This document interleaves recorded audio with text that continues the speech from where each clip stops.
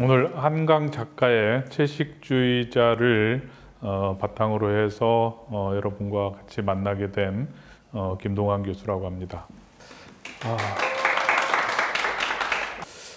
각종 SNS상에 이미 이제 이 작품에 관한 많은 리뷰들이 올라와 있고 다양한 접근들이 이루어지고 있습니다. 심지어 음식을 다루는 잡지에서도 이 작품을 소개하고 있더군요. 채식이라는 말에 아무래도 주목한 결과겠죠. 오늘의 출발점은 바로 이제 그 지점입니다. 많은 사람들이 이 작품에 대해서 이야기하고 있지만 정말 이 작품을 통해 작가가 우리에게 전달하고자 하는 메시지는 온전히 전달되고 있는지 한 번쯤은 생각해 볼 시점이 아닌가 싶습니다. 이 3부작의 연계성에 대해서 간단하게 하나의 도식을 통해서 좀 설명을 드리고 가는 것이 이제 좋을 듯 싶습니다. 이 세 개의 작품은 각각 첫 작품의 마지막과 두 번째 작품의 처음, 두 번째 작품의 마지막과 세 번째 작품의 처음이 상황으로 엮이는 그런 하나의 구조를 가지고 있습니다.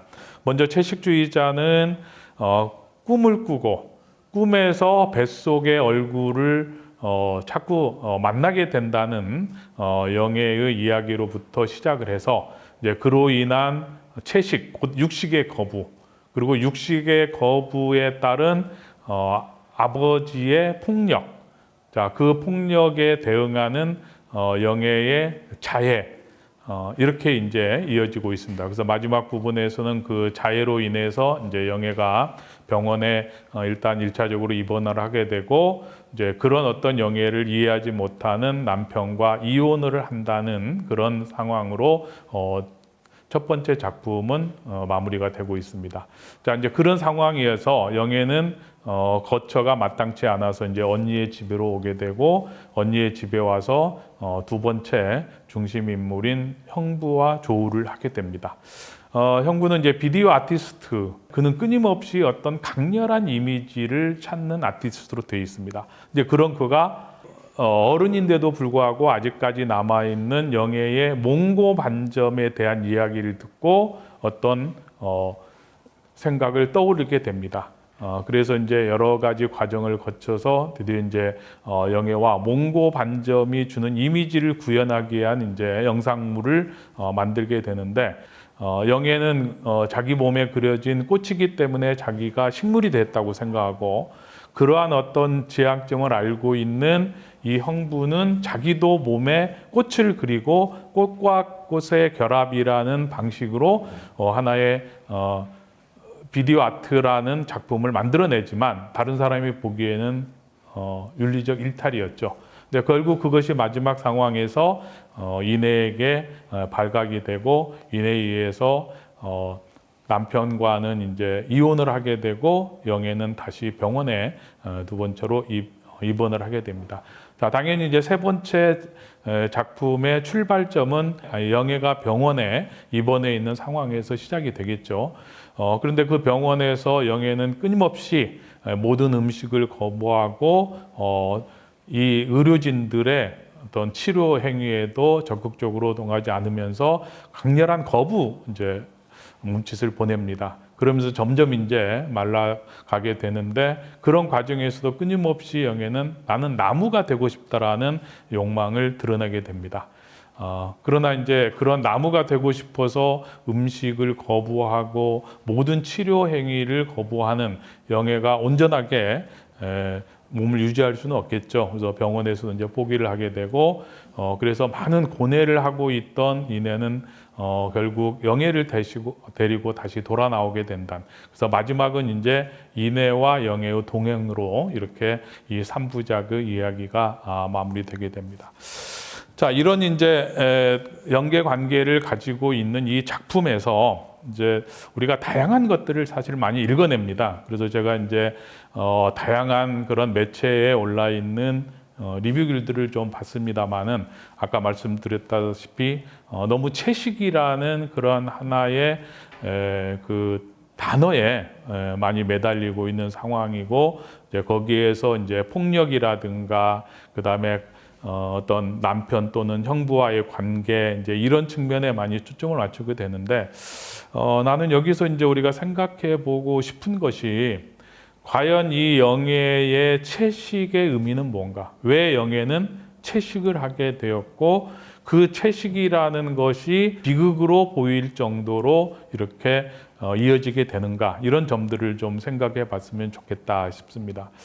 그럼 혹시 이제 이 작품 내에서 채식을 하는 영예를 보고 그 남편의 회사 사람들이 그런 이야기를 해요.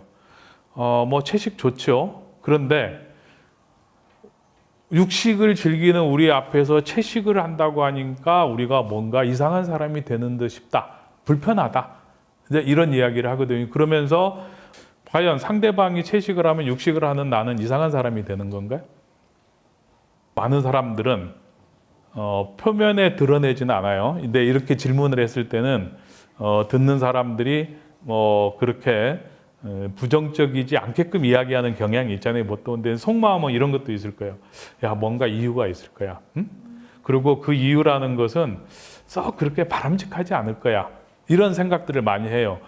그래서 뭐 대부분이 그래요. 이야기를 하면 나도 이제 다른 독자들이 하다 보면 채식에 대해 어떻게 생각하세요? 뭐 그거야 다 각자 개인의 취향이고 하기 때문에 그걸 다 인정해 줘야죠. 그런데 과연 저게 정말 솔직한 대답일까? 이런 생각들을 많이 하게 됩니다. 이제 그런 어떤 측면에서 우리가 이 작품을 좀 봐야 되지 않을까? 사람들이 어떤 사람이 하는 행동의 본질에 대해서 왜 그 사람은 그렇게 하고 그렇게 할 수밖에 없는지 그것을 아주 밑바닥부터 인정하는 것이 아니라 그냥 표면상으로만 인정을 하고 속으로는 다른 축들을 하면서 일종의 여러분이 잘 쓰는 말로 디스를 하는 경향들이 많다 그래요. 내가 여기 이제 여러분한테 보여주는 이 간략한 심사평에 보면은 이런 구절이 있습니다. 평범한 한 여성이 그녀를 가정에 그리고 가족과 사회에 올가매는 모든 관습과 추측을 거부하는 궤적. 근데 여기서 핵심 구절은 관습이거든요. 여성은 가족을 따라야 되고 또 사회가 이렇게 정해놓은 관습에 따라야 된다. 여기를 거부한다. 이건 뭐 대체적으로 사람들이 이야기를 하는 건데 여기에서 놓치는 부분들이 이제 추측이거든요. 추측. 자, 이제 그런 어떤 사람들의 일반적인 사고라든가 관습적인 어떤 사고 방식, 논리 방식을 잘 보여주는 영상을 제가 한번 좀 잠깐 보여드리겠습니다. 자, 이 영상을 한번 좀 보시면서 여러분은 과연 제일 마지막 부분에 이르기 전에까지 여기에 등장하는 술록, 스벤이라는 이름을 가진 술록이 왜 그토록 열심히 그 다음에 온 힘을 당해서 올라프가 잃어버린 당근을 쫓아가는가. 자, 이 부분을 한번 좀 생각을 해보면 좋겠습니다. 이 스벤이라는 그 술록이 처음에는 그 당근을 먹기 위해서 열심히 올라프와 경쟁을 했지만 나중에 마음이 바뀌어서 올라프에게 돌려줌으로써 하나의 양보라는 그런 미덕을 발휘한다. 이렇게 이제 거의 대부분이 있습니다. 그런데 제가 보기에는 많은 사람이 그 대목부터 오해한 겁니다. 술록은 처음부터 그걸 먹을 생각이 없었던 거죠. 올라프는 나의 친구고, 그래서 그 친구의 몸의 일부인 그 코를 형성하는 당근을 조금이라도 빨리 내가 돌려줘야겠다는 생각을 처음부터 가지고 있었는데 불구하고 많은 사람들은 추측을 합니다. 먹고 싶었을 거야. 저건 욕심일 수밖에 없어. 이 책에서 결국 작가가 이야기하고자 하는 것은 바로 영예가 왜 채식을 하게 되는가에 대해서 한 번도 질문하지 않고서는 속단하지 마라. 그녀의 깊은 내면을 묻지 않고서는 속단하지 마라. 앞부분에 내가 설명했습니다. 이 소설은 영예가 한 번도 서술자로 등장하지 않습니다. 소설 어느 쪽에서도 영예의 이야기를 우리는 들을 수 없습니다. 그런데 우리는 추측을 다 해버리는 거죠. 자, 이런 것들이 영예를 결국은 병자로 취급하게 됩니다. 그래서 한 정신병자 이야기로 치부하는 사람들은 상당히 많이 있습니다.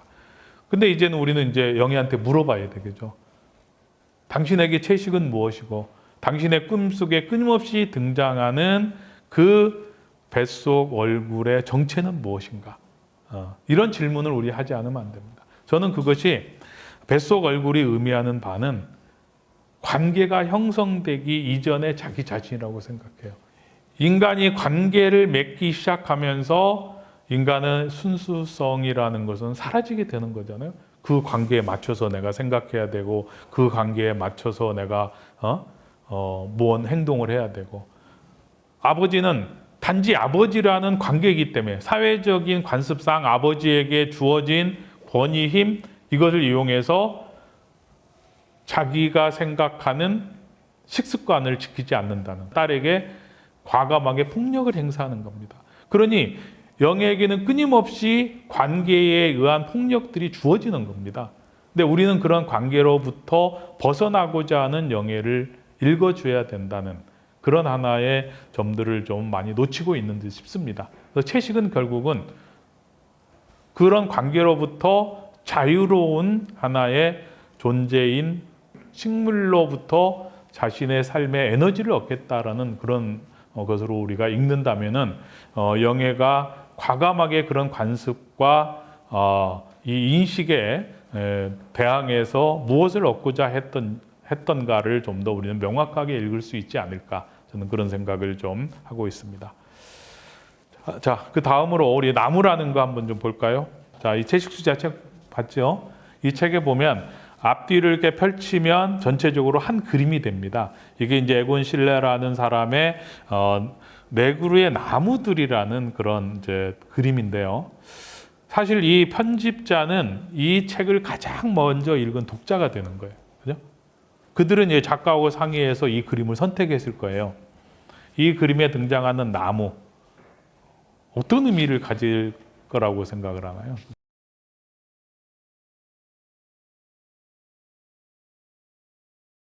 평소에 그림에 대해서 좀 관심을 가지고 보는 편인가 봅니다. 그렇습니다. 이 에곤 실레라는 사람은 나무 그림을 또 많이 그렸던 그 경우고, 여기 이제 보여주는 이 그림들도 보면은 정상적으로 우리가 보는 나무들이 아닙니다. 뭔가 가지가 뒤틀려 있고 줄기도 가운데 뻗지 않고 뒤틀려 있고, 그러면서 이제 이 화가의 작품들을 우리가 이야기할 때, 그 작품 세계를 이야기할 때 인간의 실존을 둘러싼 고통스러운 투쟁이다, 이렇게 이제 많은 평론가들이 이야기하고 있습니다. 그렇다면은 이 나무 그림에서 보여지는 뒤틀리고 구부러지고 휘어지고 했던, 그래서 우리 머릿속에 들어있는 관념으로서의 나무하고는 굉장히 다른 것이 어떻게 보면 나무의 실제 모습인지 모른다. 나는 이게 이제 영애가 지향하는 바라고 생각해요. 나무, 관계를 맺지 않아도 살 수 있습니다. 식물은 그 자리에 서 있으면서 열매도 맺고 또 맺고 하게 되는 거잖아요. 어떻게 보면 영애는 그런 것처럼 사람도 이런 관계를 맺지 않고 자신의 위치를 각각 유지하면서 살아갈 수 없을까? 왜 나는 끊임없이 남편이 원하는 모습으로, 또는 형부가 어떤 원하는 하나의 일을 하기 위해서, 또는 아버지가 원하는 대로 살아만 가야 돼. 그게 이제 관계라는 데서부터 비롯됐다, 이렇게 나는 생각하고 있다고 보고, 그래서 결국 이 영애가 끊임없이 지향하는 이 나무는 이런 관계로, 이런 어떤 양상으로 연결되는 거 아닌가 합니다. 그래서 채식이나 꿈, 뱃속의 얼굴, 이런 것들과 나무를 이렇게 연결해서 보니까 관계로부터 벗어나고자 하는 어떤 영애의 의지, 그래서 본질적으로 인간에게, 또는 인간의 삶에서, 또는 인간이 살아가는 과정에서 관계를 맺는다는 게 뭔가, 과연 그 관계는 끊임없이 우리 삶에 도움이 되고 우리 삶을 윤택하게 해주고 그런 어떤 이익적인 방향으로만 존재하는 거니까, 아니면 우리가 가지고 있는 존재의 본질, 정체성을 끊임없이 압박하고 구속하고 왜곡시켜 나가는 것으로 작용하는 것인가, 여기에 대한 본질적인 생각들을 한번 해보자는 쪽으로 나는 메시지를 좀 읽어내고 싶었습니다. 자, 그런 의미에서 이제 여기 내가 보여주는 마지막 부분, 나 이제 동물이 아니야, 언니. 그래서 나는 이제 햇빛만 있으면 살 수 있어요. 그래서 이런 이제 부분으로 이렇게 맺어지면서 결국은 우리가 인간 관계라는 것이 무엇인가? 그래서 만일 그 관계라는 것이 우리의 본질이라든가 원시적 그 생명력 이런 것들을 제한하고 또는 그것을 이 손상시켜 나간다면 거기로부터 벗어나고자 하는 것은 지극히 당연한 하나의 몸부림 아닐까. 그래서 영의 몸부림은 우리가 가지는 관념상으로 인식상으로 이상한 사람이야 병자야 이렇게 볼 문제는 아니다.